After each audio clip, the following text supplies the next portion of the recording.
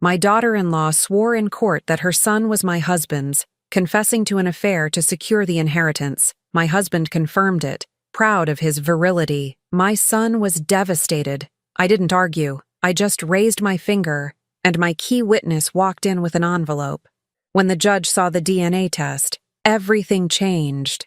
I'm glad to have you here.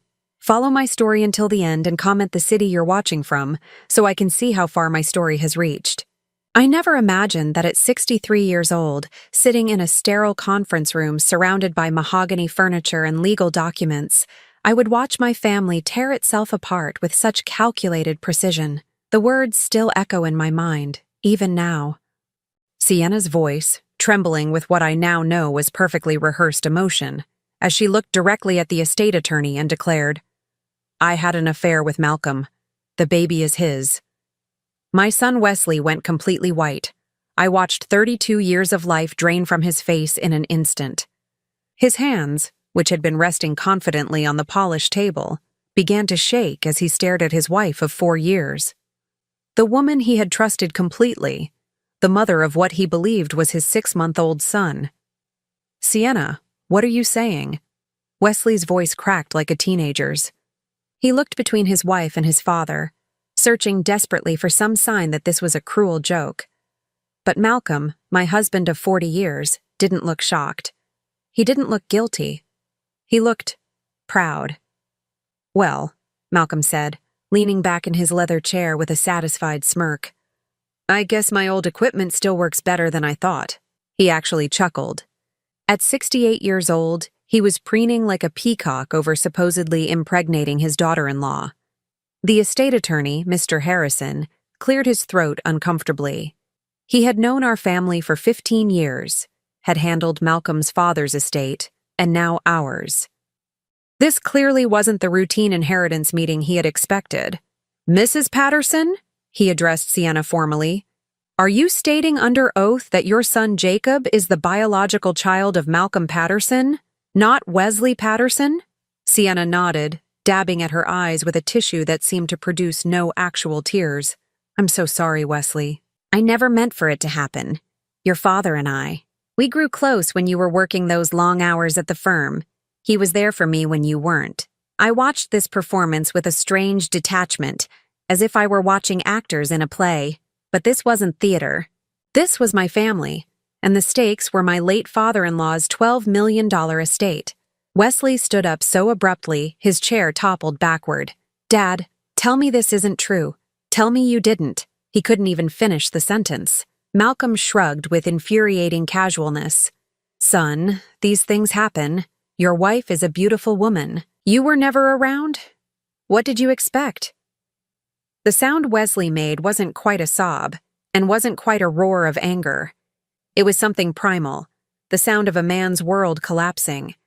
He stumbled toward the door, but Sienna's voice stopped him. "Wesley, please. I know this is hard, but we need to think about Jacob's future. If he's Malcolm's son, he has a right to the inheritance." That was when the pieces clicked into place for me. The timing, the calculation, the way Sienna had been pushing for this meeting ever since Jacob was born. She wasn't confessing out of guilt or a sudden attack of conscience. She was making a play for money. Under the terms of my father-in-law's will, his estate would be divided equally among his male descendants. Malcolm, as his son, would receive half. Wesley, as his grandson, would receive the other half. But if Jacob was Malcolm's son instead of Wesley's son, then Jacob would be entitled to a share as well, which would be controlled by his mother until he reached 25. "I think," Mr. Harrison said carefully, "we need to pause this meeting until we can arrange for genetic testing to confirm paternity." "Of course," Sienna said quickly. "I understand completely. I couldn't let this go on any longer. Living with this secret was destroying me." Malcolm nodded approvingly. "Sienna's doing the right thing. The boy deserves to know who his real father is." I had remained silent through this entire exchange, but everyone in the room could feel my presence. Finally, Mr. Harrison turned to me. "Mrs. Patterson, do you have any questions about how we should proceed?" I looked at my husband, who was still basking in his imagined virility. I looked at my daughter-in-law, whose performance deserved an Academy Award. I looked at my son, who was gripping the doorframe like it was the only thing keeping him upright. Then I smiled. It wasn't a warm smile or a reassuring smile. It was the smile of someone who knows exactly what cards they're holding.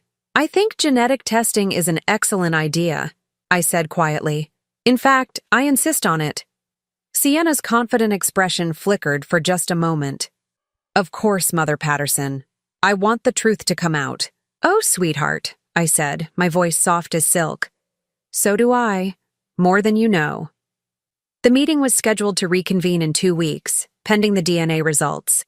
As we gathered our things to leave, Wesley approached me in the parking lot. His face was ravaged, his usually perfect hair disheveled from running his hands through it. "Mom," he whispered, "I don't understand how this happened. I trusted her. I trusted him. How could they do this to me?"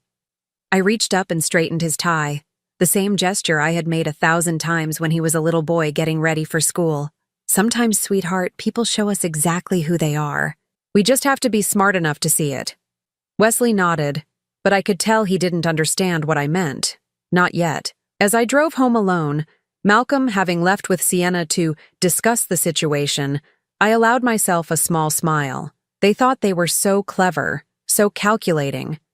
They had no idea that I had been watching, listening, and preparing for this moment for months. The DNA test would indeed reveal the truth, but it wouldn't be the truth they were expecting. 2 weeks felt like a lifetime, but I had waited much longer for justice before. The 2 weeks following that devastating meeting crawled by with excruciating slowness. But those 14 days gave me time to reflect on how we had arrived at this moment, and more importantly, how I had seen it coming long before anyone else. It started 8 months ago, when Sienna was 6 months pregnant. I remember the exact moment my suspicions began. We were having Sunday dinner at Malcolm and my house, as we did every week. Wesley was exhausted from pulling 60-hour weeks at his law firm, trying to make partner. Sienna sat beside him, one hand resting on her rounded belly, playing the perfect pregnant wife. "Wesley, honey, could you get me some more water?" she asked sweetly. "The baby's been so active today." Wesley immediately jumped up, eager to tend to his pregnant wife. While he was in the kitchen, Sienna turned to Malcolm with a smile that was different from the one she had just given Wesley. It was slower, more knowing. "Malcolm, I've been meaning to thank you for that advice about the nursery colors. You have such good taste." Malcolm preened under her attention. "Well, I do know what I like. Wesley's always been too practical, no imagination." I watched this exchange carefully. There was nothing overtly inappropriate about it, but something felt off. The way she looked at him just a beat too long. The way Malcolm's chest puffed out when she complimented him. Over the following weeks, I began to notice a pattern. Sienna would call Malcolm during the day when Wesley was at work. She would ask his opinion on baby names, nursery furniture, even what type of stroller to buy. She made him feel important, valued, like the patriarch making important family decisions. Malcolm ate it up. At 68, he had been feeling increasingly irrelevant. His own law practice had been winding down, and Wesley's career was surpassing his. Suddenly, here was this beautiful young woman treating him like he was still vital, still influential. "Sienna called me today," he would tell me proudly over dinner. "She wants my advice on cribs." Smart girl, knowing who to ask. I started paying closer attention during our family gatherings. Sienna would position herself so that Malcolm had the best view of her. She would laugh just a little too loudly at his jokes. She would find excuses to touch his arm when she spoke to him. But the most telling moment came 6 weeks before Jacob was born. Wesley had to work late on a Saturday, preparing for a big case. Sienna called me, sounding distressed. "Mother Patterson, I'm having some cramping. It's probably nothing, but Wesley's not answering his phone. Could someone drive me to the doctor just to be safe?" "Of course," I offered immediately. But when I arrived at their house, I found Malcolm's car already in the driveway.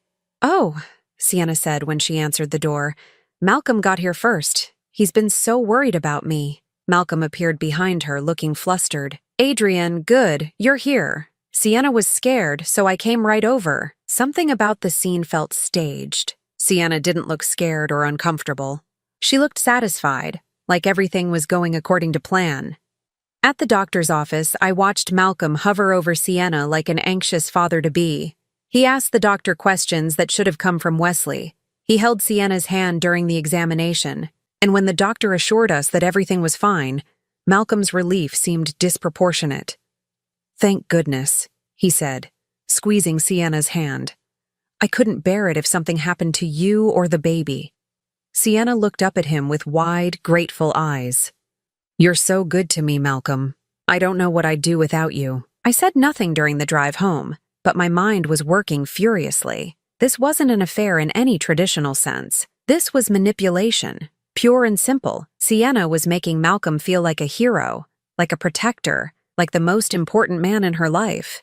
After Jacob was born, the pattern intensified.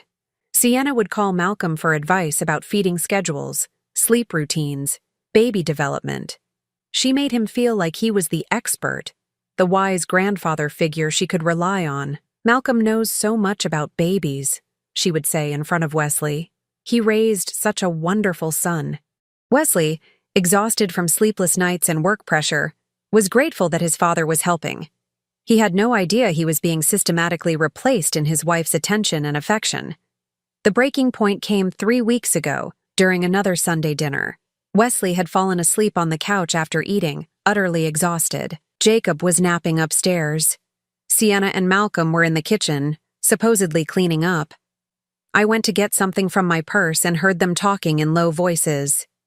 "You've been such a support to me," Sienna was saying.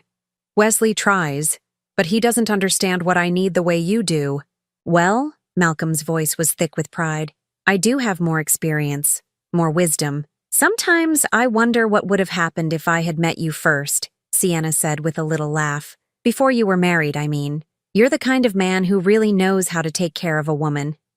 I stood frozen in the hallway, listening to my husband being seduced by my daughter-in-law's words. She wasn't offering him her body. She was offering him something much more valuable to a man like Malcolm. She was offering him his ego back. "Sienna, you can't say things like that," Malcolm said, but his voice lacked any real conviction. I know. It's just, sometimes I feel so alone in my marriage. Wesley's always working. He doesn't see me the way you do." That was when I understood the full scope of what Sienna was planning. She wasn't trying to have an affair with Malcolm. She was setting up a situation where she could claim they had an affair, where Malcolm would be so invested in the fantasy that he would go along with whatever story she told. The inheritance meeting was still 2 months away at that point. But I knew Sienna was already positioning herself for her big revelation. She was creating a narrative where Malcolm was the attentive, caring man who had been there for her when her husband wasn't, where a romance could have plausibly developed, where a sexual relationship could have occurred. I started documenting everything. Phone records showing the calls between Sienna and Malcolm. Credit card receipts showing Malcolm buying gifts for Sienna and Jacob. Photos from family gatherings showing their body language, their positioning, their interactions. Most importantly, I started paying very close attention to timing. When Sienna claimed to be running errands, where was she really going? When Malcolm said he was at the office, was he actually there? I began to track their movements, their schedules, their opportunities to be alone together. What I discovered was fascinating. For all of Sienna's careful cultivation of Malcolm's feelings, for all of her manipulation and emotional seduction, she had been remarkably careful to avoid any actual impropriety. There were no secret meetings, no unexplained absences, no real opportunities for a physical affair to have occurred. Sienna was too smart for that. She didn't need to actually sleep with Malcolm. She just needed him to believe that their emotional connection was so strong that it could have led to something physical. She needed him to feel like he was her hero, her protector, the father figure she could rely on. And when the time came to claim that he was Jacob's father, Malcolm would be so invested in the fantasy that he would embrace it. He would want to believe that this beautiful young woman had chosen him over his son. He would want to believe that his virility and appeal had overcome propriety and led to passion. The DNA test would prove that Jacob wasn't Malcolm's biological child, of course. But by then, Sienna would have what she really wanted: chaos in the family, questions about the inheritance, and a legal basis to claim that she had been led to believe Malcolm was the father based on their intimate relationship. She could stretch out the legal proceedings for months, maybe years, collecting legal fees and support payments while claiming that she was the innocent victim of a complicated family situation. It was a brilliant plan. Absolutely brilliant. Too bad for Sienna. She had no idea what I had been preparing for during these long months of watching and waiting. The DNA results were due back today, and I had a feeling this afternoon was going to be very educational for everyone involved. The conference room felt different when we reconvened 2 weeks later. The same mahogany table, the same leather chairs, but the atmosphere was charged with an electric tension that made my skin feel tight. Wesley arrived first, looking like he hadn't slept properly in days. His usually immaculate suit was wrinkled, and I could see the dark circles under his eyes even from across the room. My heart ached for my son, but I knew this pain was necessary for what was coming. Malcolm strutted in next, looking remarkably pleased with himself. He had been insufferably smug for the past 2 weeks, making comments about family responsibilities and stepping up when needed. The man actually believed he had fathered a child at 68 years old and was treating it like a personal victory. Sienna was the last to arrive, carrying baby Jacob in his carrier. She looked appropriately nervous, but I caught something else in her expression, a kind of calculated confidence that told me she still believed she was in control of this situation. Mr. Harrison cleared his throat and opened a manila envelope with deliberate care. I have the results of the genetic testing performed on Jacob Patterson. The silence in the room was suffocating. Wesley gripped the arms of his chair so tightly his knuckles went white. Malcolm leaned forward expectantly. Sienna arranged her face into an expression of anxious concern. The test definitively proves, Mr. Harrison continued, that Malcolm Patterson is not the biological father of Jacob Patterson. The words hit the room like a physical blow. Malcolm's confident expression crumpled. What? That's impossible. Run the test again. There must be a mistake. Sienna's face went through a series of rapid changes. Shock, confusion, then something that looked almost like panic. I don't understand. Malcolm, the timing. Wesley's reaction was the most complex. Relief warred with confusion on his face. So Jacob is mine after all? Sienna, what the hell is going on here? But I was watching Sienna carefully, and I saw the exact moment when her panic shifted into calculation. She was already working on her next move. Oh my God, she breathed, pressing a hand to her forehead. I've been so confused. The timing was so close, and I was so emotional during the pregnancy. Malcolm, I was so sure. She turned to Wesley with tears that looked remarkably convincing. Wesley, I'm so sorry. I must have been mistaken about when. There was someone else. Before we were married, the timing must have overlapped more than I thought. My husband was staring at the DNA results like they were written in a foreign language. But Sienna, you said we had a relationship. You said. I know what I said, Sienna interrupted quickly. I was confused, overwhelmed. The pregnancy hormones, the stress. I convinced myself that our friendship had become something more. I'm so sorry, Malcolm. I never meant to hurt anyone. Wesley stood up abruptly. Someone else? Sienna, what someone else? Who were you seeing before we got married? Sienna's mind was clearly racing.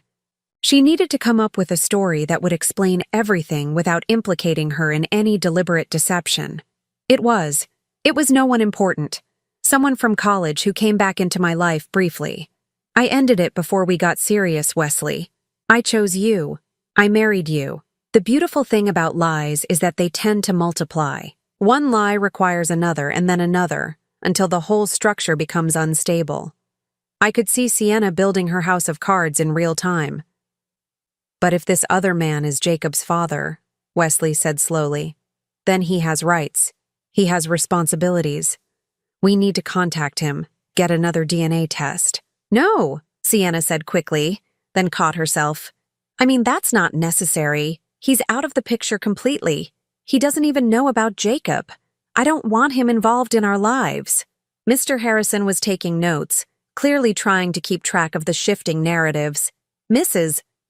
Patterson, If you're stating that another man is Jacob's biological father, that would affect the inheritance distribution. The child would need to be proven to be a legitimate heir to the Patterson family line. I watched Sienna's face as she realized the trap she was walking into. If she admitted that Jacob wasn't Wesley's child either, then Jacob would have no claim to the inheritance at all. But if she claimed Jacob was Wesley's son, then her whole story about the affair and the confusion would fall apart.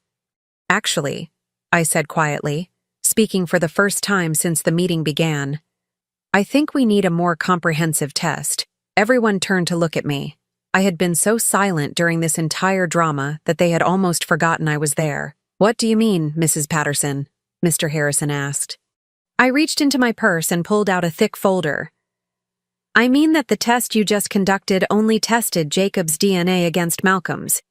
But given the confusion that seems to exist about paternity, I think we need a broader analysis. Sienna's eyes narrowed slightly. What kind of broader analysis? I smiled that same calm smile I had worn 2 weeks ago. I took the liberty of arranging for additional testing.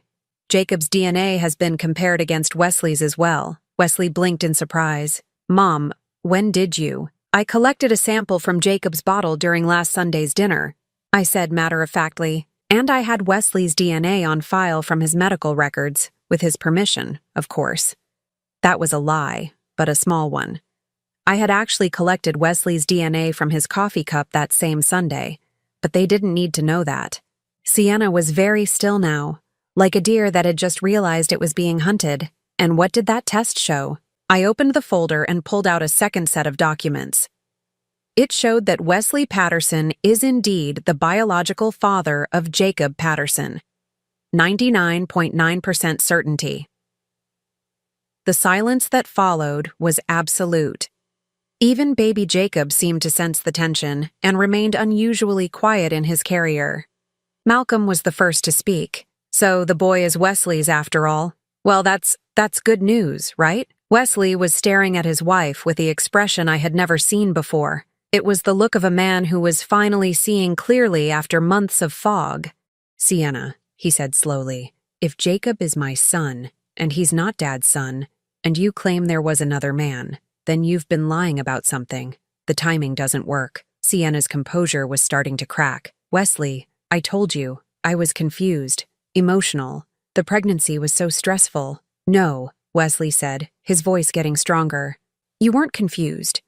You stood in this room 2 weeks ago and looked me in the eye and told me you had an affair with my father. You destroyed me. You made me question everything about our marriage, about our family. And now you're saying it was all a mistake? I watched my son find his backbone, and I felt a surge of pride. He was finally asking the right questions. The test results prove that Jacob is your biological son, Wesley, I said gently. He always has been. The question now is why Sienna wanted everyone to believe otherwise. Sienna's eyes darted around the room like a trapped animal. I don't know what you're implying, Adrienne, but I was honestly confused about the paternity. I never intended to hurt anyone. Oh, sweetheart, I said, my voice still soft but with an edge that made everyone in the room pay attention. I don't think you were confused at all. I think you knew exactly what you were doing. I reached into my folder again and pulled out another set of documents. You see, I had Jacob's DNA tested against both Malcolm and Wesley 2 months ago. The room erupted. What? Sienna gasped. 2 months ago? Wesley stared at me. Mom, how did you? I've been watching this family very carefully, I said calmly, and I've seen things that concerned me. So I took precautions. Malcolm was shaking his head in confusion. Adrienne, what are you saying? I looked directly at Sienna as I delivered the blow. I'm saying that I've known Jacob was Wesley's son all along, and I've known that you knew it too, Sienna. Your confession 2 weeks ago wasn't born out of confusion or guilt. It was a calculated lie designed to manipulate this family and this inheritance. Sienna's face had gone completely white. That's ridiculous. Why would I do such a thing? I smiled, but there was no warmth in it. Oh, darling, I think we all know exactly why you would do such a thing. The question is whether you're going to continue lying about it, or if you're ready to hear what else I've discovered during my investigation. The word investigation hung in the air like a threat. Sienna's breathing had become shallow and rapid. Wesley was staring at me like he had never seen me before.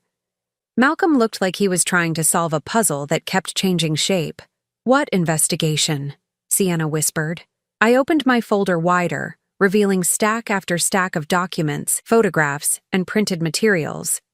"The investigation that's going to show everyone in this room exactly who you really are, Sienna, and exactly what you've been planning all along."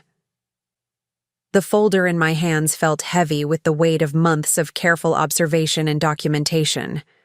I had spent countless hours gathering this evidence, and now it was time to lay it all on the table. "Before we go any further," I said, maintaining eye contact with Sienna, "I want to make something very clear. Everything I'm about to show you was obtained legally and ethically. Phone records from accounts where I'm listed as an authorized user, credit card statements from joint accounts, photographs taken in public places, security footage from our own property." Mr. Harrison leaned forward, his attorney instincts clearly triggered. "Mrs. Patterson, perhaps we should." "No," I said firmly. "This ends here, today. This family has been manipulated long enough." I pulled out the first document and placed it in the center of the table. "These are phone records for the past 8 months. Sienna, you called Malcolm an average of 12 times per week. The calls started shortly after you found out you were pregnant, and they increased in frequency as your due date approached." Wesley leaned forward to examine the records. 12 times a week? "Sienna, why were you calling Dad so much?" Sienna's voice was barely a whisper. "I was scared about the pregnancy. I needed guidance." "From my husband?" I asked pointedly. "Not from your own mother? Not from your doctor? Not from your friends? Just from Malcolm?" I placed another document on the table. "These are Malcolm's credit card statements. In the past 6 months, he purchased a baby monitor for $300. A changing table for $450, a stroller for $600, clothes, toys, and supplies totaling over $2,000. Malcolm shifted uncomfortably. "I wanted to help with my grandchild." "Your grandchild," I repeated. "Yes, that's interesting, because these purchases were made before Jacob was born, before you had any reason to believe he was anything other than Wesley's son and your grandson. Yet the receipts show these items were delivered directly to Sienna's house, not to yours for storage." Wesley was staring at the receipts. "Dad, you bought all this stuff for Sienna directly? Without talking to me?" "She said you were too busy with work to shop for baby things," Malcolm mumbled. I placed a third set of documents on the table. "These are text messages between Sienna and Malcolm, retrieved from Malcolm's phone. With his permission, of course." That was another small lie. But Malcolm was too stunned to contradict me. I had actually retrieved the messages while he was in the shower one morning, but the content was what mattered now. "June 15th, I read aloud. Sienna to Malcolm. "Wesley's working late again. Sometimes I feel like I'm going through this pregnancy alone. Thank goodness you understand what I'm going through." Malcolm's response, "You're not alone. I'm here for you, whatever you need." Wesley's face was getting redder by the minute. "Sienna, you were complaining about me to my father?" "June 22nd, I continued. Sienna to Malcolm. "Had my doctor's appointment today. Wish Wesley could have been there, but work always comes first with him. At least I know you care about the baby and me." Malcolm's response, "Wesley doesn't appreciate what he has. You deserve better." "Stop," Sienna said, her voice shaking. Those messages were taken out of context. "Were they?" I asked, pulling out more papers. "July 5th. Sometimes I wonder what kind of father Wesley will be. He's never around now, and the baby isn't even born yet. You'd make such a better father than him." The silence in the room was deafening. Wesley was staring at his wife like she was a stranger. "July 20th, I continued relentlessly. Sienna to Malcolm. "I had a dream about you last night. We were a family. Just you, me, and the baby. It felt so right, so natural. Is that terrible of me to say?" Malcolm's face had gone ashen. "Adrian, we never." "Oh, I know you never had a physical affair," I said. That's the beauty of Sienna's plan. She didn't need to seduce you with her body. She seduced you with your ego. I placed a photograph on the table. It showed Sienna and Malcolm at a baby furniture store, looking very much like an expectant couple shopping together. This was taken on August 3rd, while Wesley was in court.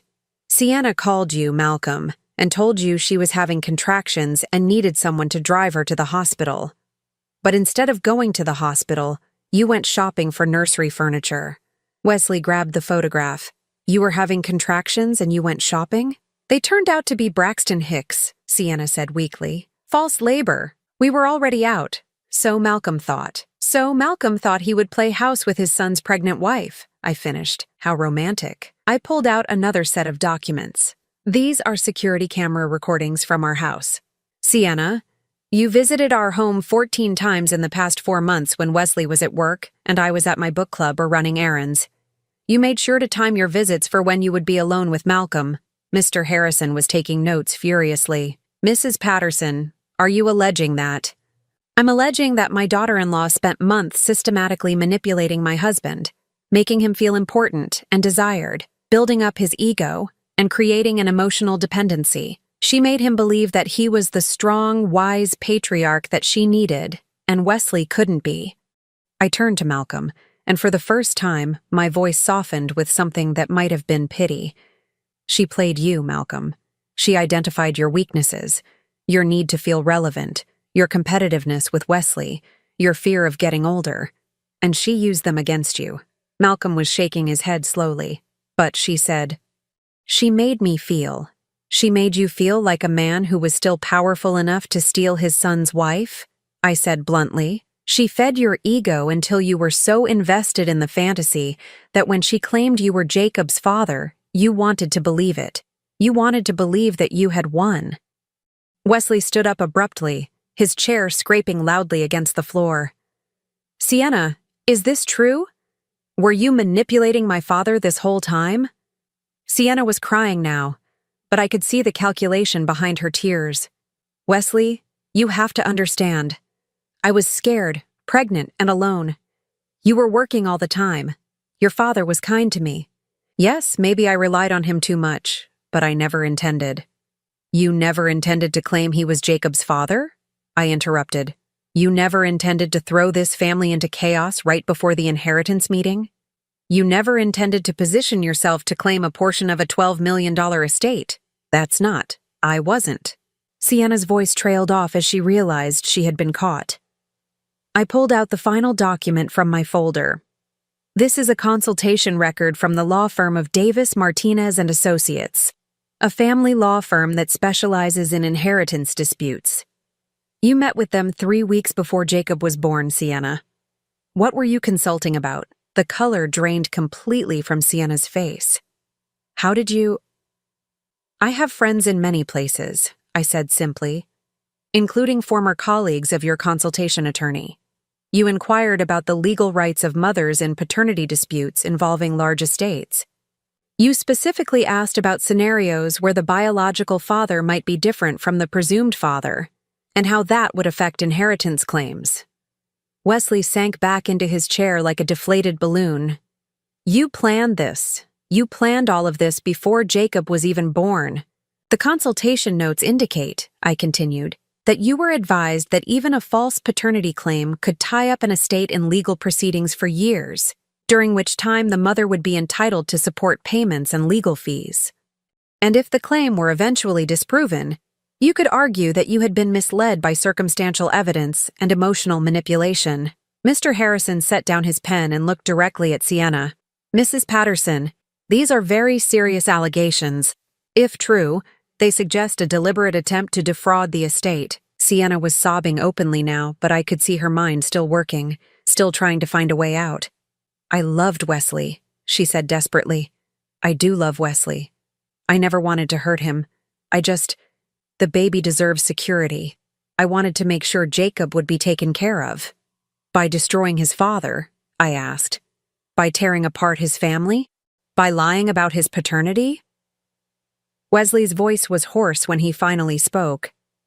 Sienna, Jacob is my son. He was always going to inherit. He was always going to be taken care of. What more did you want? The question hung in the air, and in that moment, I saw Sienna realize that her game was over. She had been caught in a web of lies so complex that there was no way to untangle them without admitting to the manipulation and fraud. But I wasn't finished yet. There was one more revelation that would complete the picture. One more piece of evidence that would ensure this family was never manipulated like this again. There's something else, I said quietly.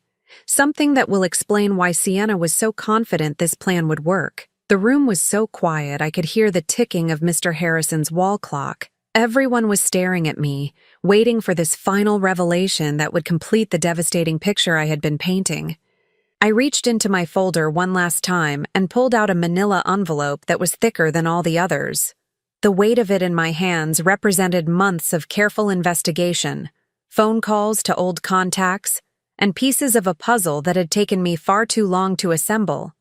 Before I show you this, I said, looking directly at Sienna, I want you to know that I gave you every opportunity to tell the truth. Even now, you could stop this by being honest about what you've done and why. Sienna's tears had stopped flowing, and her face had taken on a hard, defiant expression. I don't know what you think you found, Adrienne, but I found Jennifer Morrison, I said quietly. The name hit Sienna like a physical blow.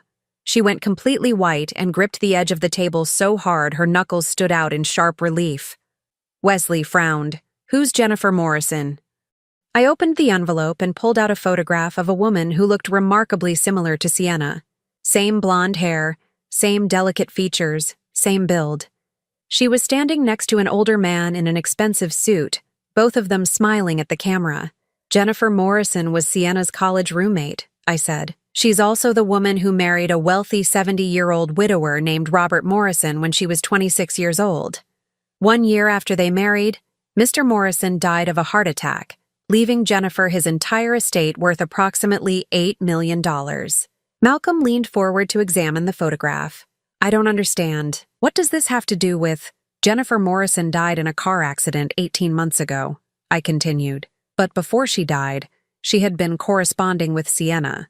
Email correspondence, to be specific. I placed a stack of printed emails on the table. These emails detailed Jennifer's strategy for securing her husband's fortune, how she identified his psychological vulnerabilities, how she made him feel young and vital again, how she isolated him from his family members who might have questioned their relationship.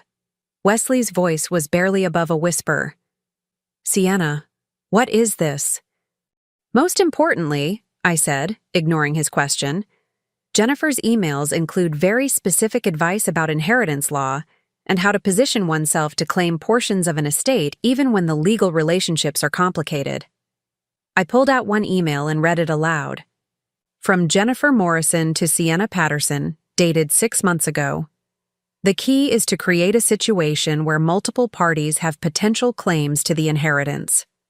This creates confusion and legal delays, during which you can negotiate for a settlement rather than risk losing everything in court. Remember, you don't need to win the case.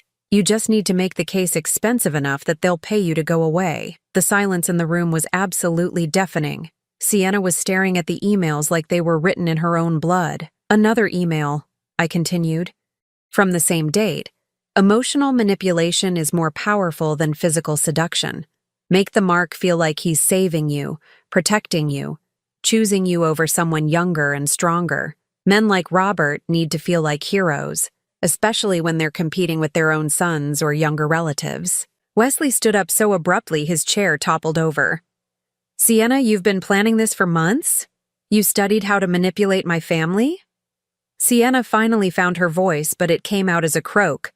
Those emails are private. You had no right. I had every right to protect my family, I said firmly.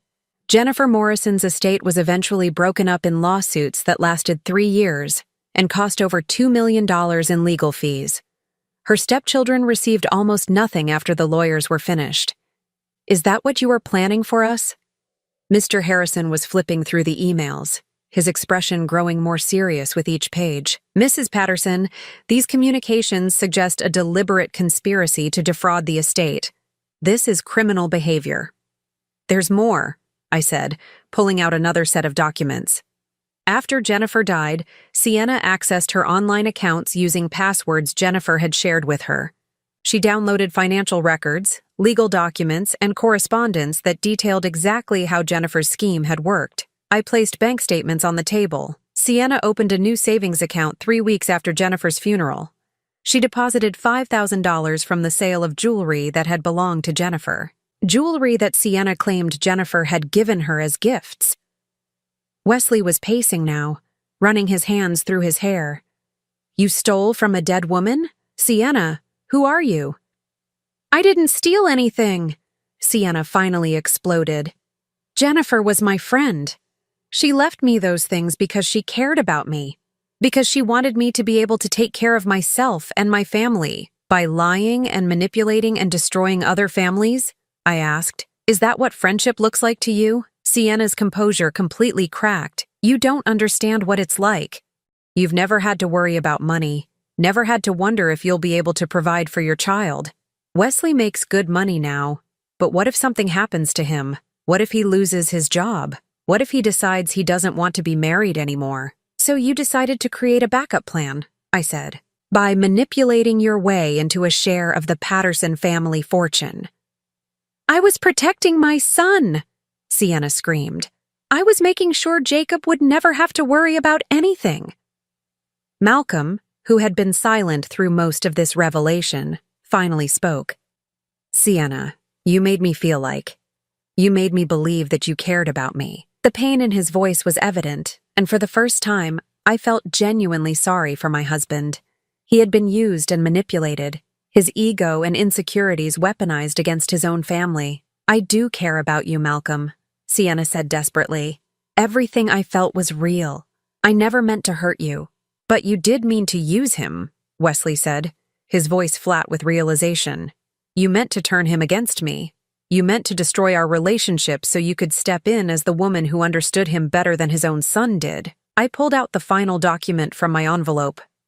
This is a detailed timeline of Sienna's activities over the past 8 months. Every phone call, every visit, every gift, every conversation was carefully planned and executed. She studied Malcolm's schedule, his habits, his weaknesses. She knew exactly when I would be out of the house. She knew exactly what to say to make him feel important and needed. The timeline was color-coded and exhaustively detailed. It showed a pattern of manipulation so systematic and deliberate that it was impossible to argue that any of it had been spontaneous or emotional. "She even practiced," I said, pointing to entries from early in the timeline. "These notes show Sienna rehearsing conversations, planning what she would wear to different meetings, researching topics that would interest Malcolm. She treated the manipulation of our family like a full-time job." Mr. Harrison set down the papers and looked directly at Sienna. "Mrs. Patterson, I have to advise you that this evidence suggests multiple criminal violations: fraud, theft, conspiracy to commit fraud. I strongly recommend that you consult with a criminal defense attorney immediately." Sienna looked around the room desperately, seeking some source of support or sympathy, but Wesley was staring at her like she was a stranger. Malcolm looked devastated and betrayed. I was watching her with cold satisfaction. "This isn't over," Sienna said, her voice taking on a hard edge. "Jacob is still Wesley's son. He still has rights to the inheritance. You can't take that away from him." "You're absolutely right," I said calmly. "Jacob is Wesley's son, and he does have rights to the inheritance, but you don't." I reached into my folder one more time and pulled out a legal document. "This is a petition for emergency custody that Wesley will be filing this afternoon. Given the evidence of your manipulative and potentially criminal behavior, given your willingness to lie about Jacob's parentage for financial gain, and given your systematic attempts to destroy his family relationships, the court will very likely grant Wesley full custody of Jacob." Sienna gasped. "You can't take my baby from me." "We're not taking your baby," Wesley said, his voice steady for the first time in weeks. "We're protecting him from a mother who would use him as a pawn in financial schemes, a mother who would lie about his parentage to strangers, a mother who would destroy his family for money. You'll have supervised visitation rights," I continued, "but Jacob will be raised in a stable environment, free from manipulation and lies. He'll know who his real father is, who his real family is, and he'll be protected from anyone who would try to use him for financial gain. The fight went out of Sienna all at once. She slumped in her chair, the reality of her situation finally sinking in. She had lost everything: her husband, her marriage, her son, and any claim to the family money she had worked so hard to manipulate her way into. "I need to go," she whispered, standing on unsteady legs. "Sienna," Wesley said softly, "for what it's worth, I'm sorry it came to this. I loved you. I thought we were building a life together." She looked at him with an expression that might have been regret, or might have been calculation. With Sienna, it was impossible to tell the difference. "I loved you too," she said, "in my own way." Then she gathered her purse and walked out of the conference room, leaving behind her son, her marriage, and any pretense that she had ever been anything other than a calculating opportunist. As the door closed behind her, the 3 remaining members of the Patterson family sat in stunned silence, trying to process everything that had just been revealed. 3 months later, I was sitting in my garden on a crisp October morning, watching my grandson Jacob crawl across a blanket spread on the grass. At 8 months old, he was beginning to show signs of his father's determined personality, pushing himself up on chubby arms and making serious attempts at forward motion. Wesley was inside making coffee, a ritual we had established during the weeks he and Jacob had been living with me while the divorce proceedings moved forward. My son had changed dramatically since that day in the conference room. The defeated, confused man who had walked in believing his wife had betrayed him with his own father had been replaced by someone stronger, more confident, more aware of his own worth. "How's my boy doing?" Wesley asked, emerging from the house with 2 steaming mugs. "Your son is plotting his escape from this blanket," I said, accepting the coffee gratefully. "I think he's got his eye on those roses." Wesley settled into the chair beside me and watched Jacob's determined efforts with a smile that still held traces of wonder. "I can't believe I almost lost him. I can't believe I almost lost all of this because I was too trusting to see what was happening." "You weren't too trusting," I said firmly. "You were a good husband who believed his wife loved him. That's not a character flaw, Wesley. That's what marriage is supposed to be based on." Malcolm emerged from the house then, looking older than his 68 years, but healthier somehow. The past 3 months had been difficult for him as he grappled with how completely he had been manipulated, but he was working hard to rebuild his relationship with Wesley. "Morning, everyone," he said, settling into the 3rd chair with his own coffee. "Jacob's getting close to crawling." "Too close," Wesley laughed. "I'm going to have to baby-proof the entire house soon." The 3 generations of Patterson men had found a new rhythm in the months since Sienna's departure. Malcolm had moved into the guest house behind my main house, giving him independence while keeping him close to his grandson. Wesley had taken a leave of absence from his firm to focus on being a father and healing from the betrayal he had experienced. Most importantly, the family was talking again, really talking, not the superficial conversations that had characterized our relationships for years before Sienna's manipulations began. "I got a call from Harrison yesterday," Malcolm said carefully. "The divorce is almost finalized. Sienna signed the papers agreeing to the custody arrangement." Wesley nodded. "I know. Her lawyer called me. She's not fighting it anymore."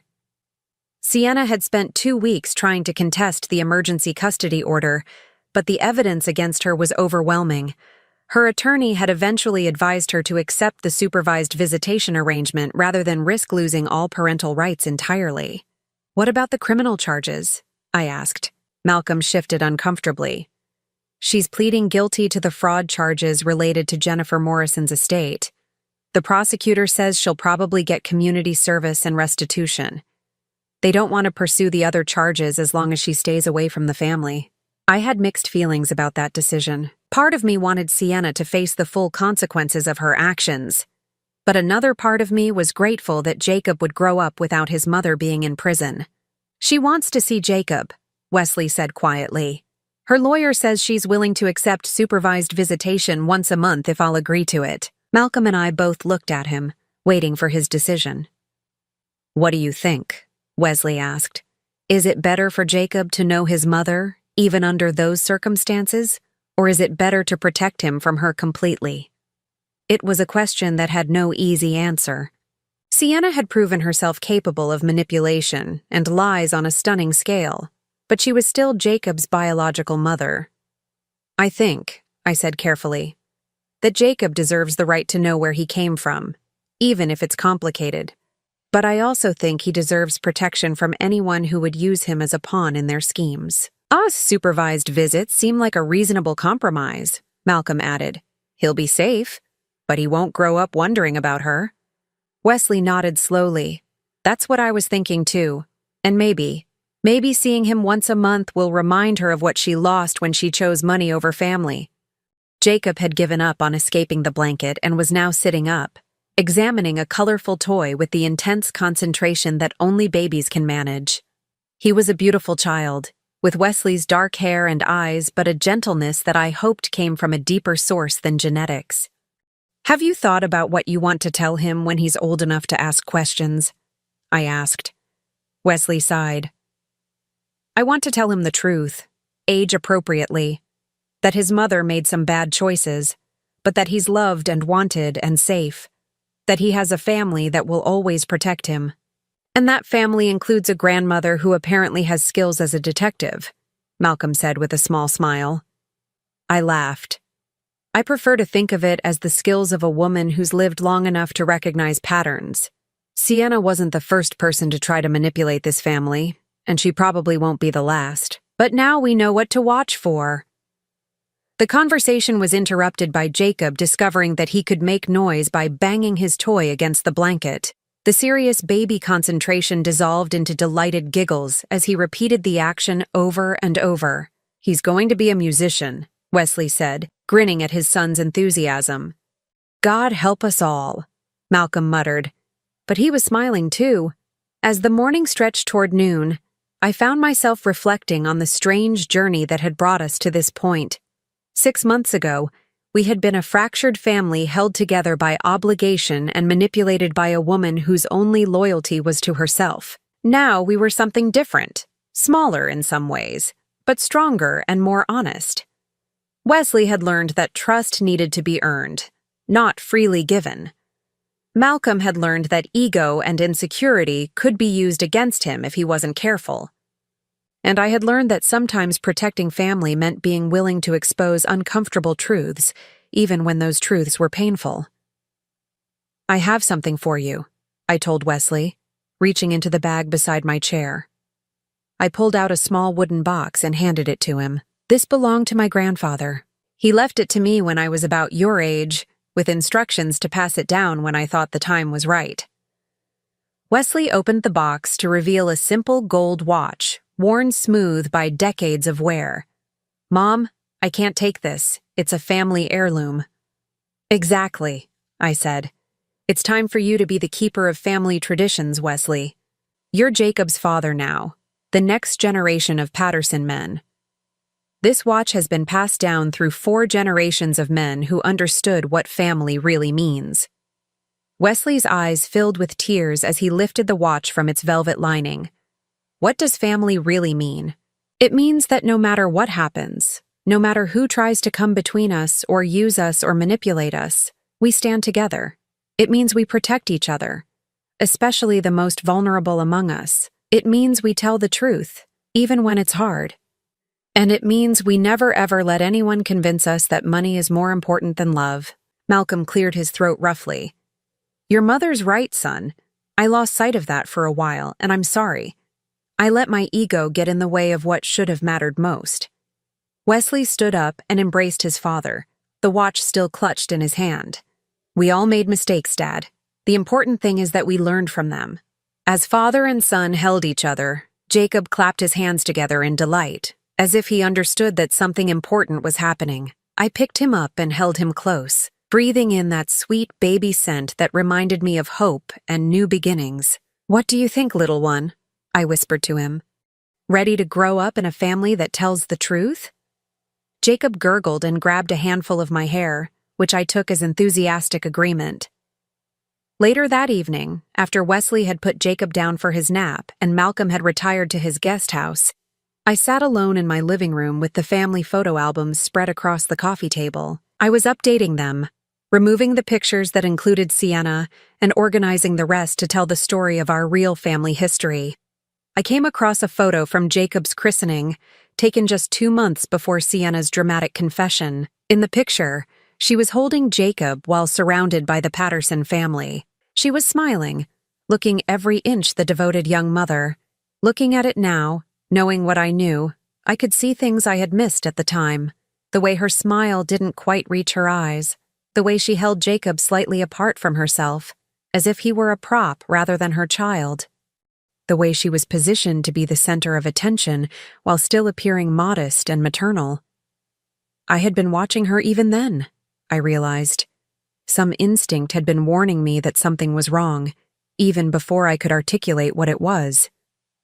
I removed the photo from the album and placed it in a separate envelope. Someday, when Jacob was much older, he might want to see pictures of his mother from when he was a baby. But for now, our family albums would tell a different story. The story of the people who had chosen to love and protect him unconditionally. As I worked, I thought about the lessons this experience had taught me about family, loyalty, and the difference between love and manipulation. Sienna had been skilled at imitating love, but real love wasn't about control or personal gain. Real love was about sacrifice, protection, and putting someone else's needs before your own. Wesley had loved Sienna enough to trust her completely, even when that trust was betrayed. Malcolm had loved his family enough to face the truth about his own weaknesses and work to change them. And I had loved them both enough to spend months gathering evidence that would protect them, even though doing so meant exposing painful truths. The phone rang, interrupting my thoughts. The caller ID showed Sienna's number. I almost didn't answer, but something made me pick up on the 4th ring. Adrienne? Sienna's voice was small, uncertain. What do you want, Sienna? I wanted to say that I'm sorry. For everything. I know you probably don't believe me, but I really did love Wesley. And I love Jacob. I considered my response carefully. Love isn't something you feel, Sienna. It's something you do. And what you did was try to destroy the people you claim to love for your own benefit. There was a long silence. I know I messed up everything.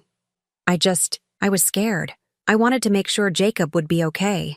Jacob is okay, I said firmly. He's loved, he's protected, and he's growing up in a family that will always tell him the truth. That's more than you were offering him. Can I ask how he's doing? I looked toward the stairs where Jacob was sleeping peacefully in his crib, surrounded by toys and books and all the evidence of a family that treasured him. He's happy, I said simply. He's surrounded by people who love him for who he is, not for what he can do for them. Another silence. I really am sorry, Adrienne. I hope someday you can forgive me. Forgiveness isn't something you can ask for, Sienna. It's something you have to earn. And earning it starts with taking full responsibility for what you've done and making sure you never do it again. I understand. I'll see Jacob next month for the supervised visit. You will. And Sienna? He's a wonderful little boy. Don't waste the opportunity to get to know him for who he really is. After I hung up, I sat quietly for a long time, listening to the sounds of my house settling around me. Upstairs, Wesley was reading in his old bedroom. In the guest house, Malcolm was probably watching the evening news. And in the nursery, Jacob was dreaming whatever dreams babies dream. For the first time in months, maybe years, the Patterson family was exactly where it was supposed to be. Now I'm curious about you who listened to my story. What would you do if you were in my place? Have you ever been through something similar? Comment below. And meanwhile, I'm leaving on the final screen 2 other stories that are channel favorites, and they will definitely surprise you. Thank you for watching until here.